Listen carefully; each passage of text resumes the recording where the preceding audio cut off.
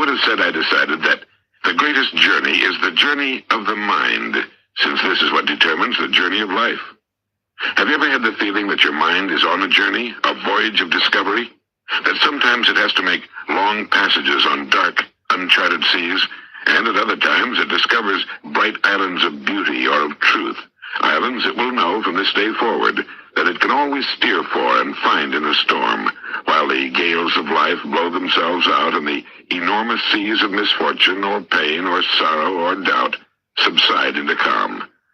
Well, if you will come, I'd like to take you with me on such a voyage of the mind, one that was charted for me many years ago by an obscure English editor and poet named James Allen in a little book called As a Man Thinketh. Now, James Allen, although he published 17 books, one of which has appeared in at least 10 editions and sold over 1 million copies, is not a famous man. Why? Well, your guess is as good as mine. It may be because James Allen was a so-called Victorian Englishman, lumped in with a group who, because of the writings of certain historians, are more or less generally regarded as complacent, self-satisfied products of a comfortable age which produced fat bellies with heads to match. I've never felt that way about the late Victorians. There's too much evidence that they were anything but complacent. I think they considered themselves running scared, just as we often do. They didn't have an H-bomb, but they did have a population explosion and a rush to the cities. Their population increased more than a third in the last generation of the 19th century, and their cities almost doubled. So great was the tension, nervousness, and social upheaval engendered by the rapidly changing times that the government created a special commission on lunacy, and there was a rash of quasi-religious movements, the kind that almost always flow into the vacuums of social dilemma. No, the language of the Victorians, like Tennyson and Kipling, may have been somewhat flowery by our standards, but their life and times were no bed of roses.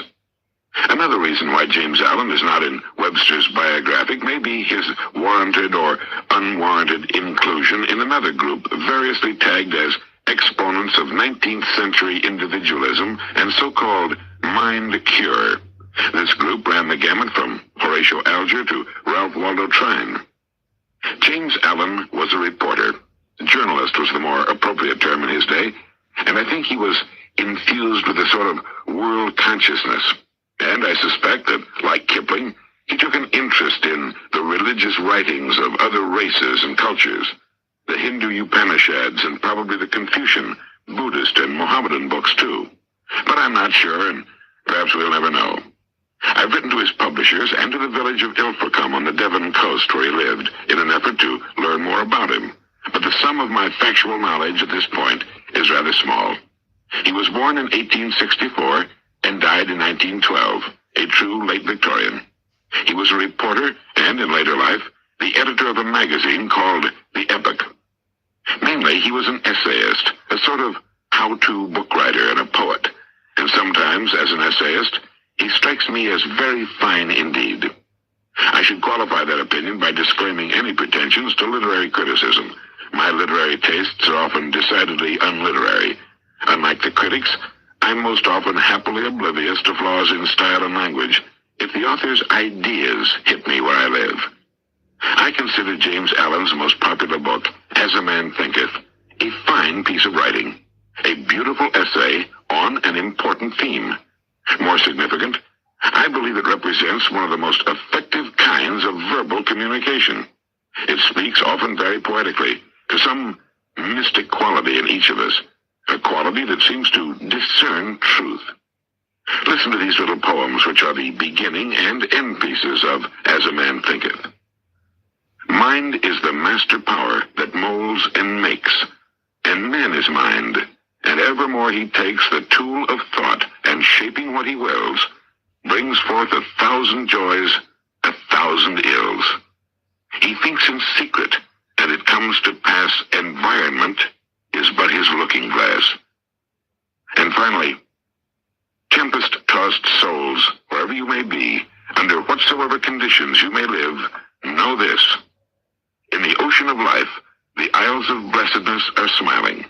The sunny shore of your ideal awaits your coming. Keep your hand firmly on the helm of thought.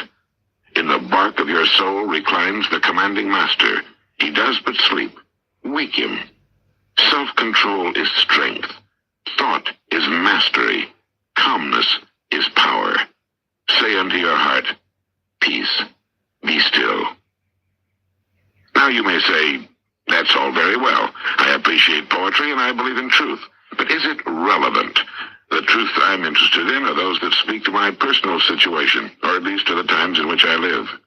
What in the world has an obscure 19th century philosopher got to do with me? Well, consider this. Some of our important contemporary philosophers tell us that man today is entering a new era, one they call the Age of Unity. They say that now, for the first time, the barriers between thought and actuality are beginning to disappear. For the past 2,000 or 3,000 years, great philosophers and teachers have been showing their fellow humans how life on this small planet Earth could be improved. But during most of this period, man's control of his environment has been very limited. Today, this is no longer true. If man thinks he might like to unmake the atom, he does. If he thinks of living in the depths of the oceans, going to the moon, or voyaging in outer space, he does. The problem, then, is no longer what man can do. It becomes what man can think. The words you will hear are essentially those of James Allen's As a Man Thinketh. Thought and character. The aphorism, As a man thinketh in his heart, so is he, not only embraces the whole of a man's being, but is so comprehensive as to reach out to every condition and circumstance of his life. A man is literally what he thinks, his character being the complete sum of all his thoughts. As the plant springs from and could not be without the seed, so the acts of a man spring from the hidden seeds of thought, and could not have appeared without them. This applies to those acts called spontaneous and unpremeditated, as well as to those which are deliberately executed. Act is the blossom of thought, and joy and suffering are its fruits. Thus does a man garner in the sweet and bitter fruitage of his own husbandry. Thought in the mind hath made us. What we are by thought was wrought and built. If a man's mind hath evil thoughts, pain comes on him as comes the wheel the ox behind. If man endures in purity of thought, joy follows him as his own shadow, sure. Man grows by law, not by artifice, and cause and effect are as absolute and undeviating in the hidden realm of thought as in the world of visible and material things.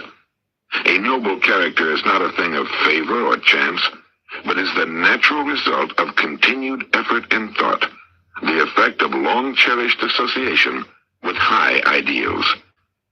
An ignoble and bestial character, by the same process, is the result of the continued harboring of groveling thoughts. Man is made or unmade by himself. In the armory of thought he forges the weapons by which he destroys himself. He also fashions the tools with which he builds for himself heavenly mansions of joy and strength and peace. By the right choice and true application of thought, man ascends toward divine perfection. By the abuse and wrong application of thought, he descends below the level of the beast. Between these two extremes are all the grades of character, and man is their maker and master.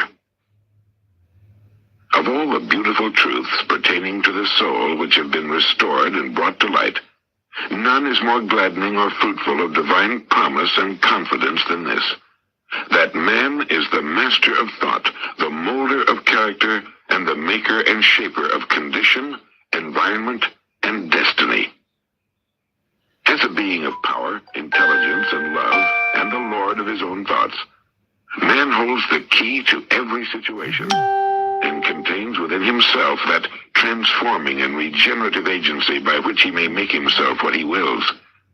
Man is always the master, even in his weakest and most abandoned state. But in weakness and degradation, he is the foolish master who misgoverns his household. When he begins to reflect upon his condition and to search diligently for the law upon which his being is established, he then becomes the wise master, directing his energies with intelligence, fashioning his thoughts to fruitful issues. Such is the conscious master, and man can only thus become by discovering within himself the laws of thought, which discovery is totally a matter of application, self-analysis, and experience. Only by much searching and mining are gold and diamonds obtained, and man can find every truth connected with his being if he will dig deep into the mine of his soul, and that he is the maker of his character, the molder of his life, and the builder of his destiny, he may unerringly prove if he will watch, control, and alter his thoughts, tracing their effects upon himself, upon others, and upon his life and circumstances, linking cause and effect by patient practice and investigation, and utilizing his every experience, even to the most trivial everyday occurrence, as a means of obtaining that knowledge of himself which is understanding, wisdom, power. In this direction, as in no other, is the law absolute that he that seeketh findeth, and to him that knocketh it shall be opened. For only by patience, practice, and ceaseless importuning can a man enter the door of the temple of knowledge. The body is the servant of the mind. It obeys the orders of the mind, whether they be deliberate or automatic. At the bidding of evil, miserable thoughts, the body may sink rapidly into disease and decay. At the command of glad and beautiful thoughts, it may clothe itself with youthfulness and beauty. Disease and health, like circumstances, are often rooted in thought. Sick thoughts may express themselves through a sick body. In aboriginal societies, thoughts of fear have been known to kill a man as speedily as a bullet, and they are continually killing thousands of people in our society just as surely, though less rapidly. People who live in fear of disease are apt to become ill. Anxiety quickly demoralizes the whole body and lays it open to illness and disease, while evil thoughts, even though they be no more than that, will soon shatter the nervous system. Strong, pure, and happy thoughts build vigor and grace.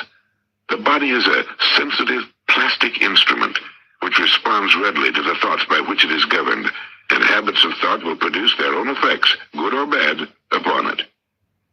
Out of a clean mind comes a clean life and a clean body. Out of a defiled mind proceeds a defiled life and a corrupt body. Thought is the fount of action, life, and manifestation. Make the fountain pure, and the stream of life will flow with greater purity. Change of diet may little help a man who will not change his thoughts. When a man makes his thoughts healthy, he no longer desires unhealthy food. Clean thoughts make clean, healthy habits. The so-called saint who does not wash his body may well not be a saint. If you would perfect your body, guard your mind. If you would renew your body, beautify your mind. Thoughts of malice, envy, disappointment, despondency can rob your body of its health and grace. A sour face does not come by chance. It is made by sour thoughts. Wrinkles that mar are drawn by folly, pride, and passion. I know a woman of 96 who has the bright, innocent face of a girl. I know a man well under middle age whose face is drawn into inharmonious contours. The one is the result of a sweet and sunny disposition. The other is the outcome of bad temper and discontent. As you cannot have a sweet and wholesome abode unless you admit the air and sunshine freely into your rooms, so a strong body and a bright, happy, serene countenance can only result from the free admittance into the mind of thoughts of joy and goodwill and serenity. On the faces of the aged, there are wrinkles made by sympathy, others by strong and pure thought, and others are carved by arrogance and resentment. Who cannot distinguish them? With those who have lived thoughtfully, age is calm, peaceful, and softly mellowed like the setting sun. I have recently seen a philosopher on his deathbed. He was not old except in years. He died as it must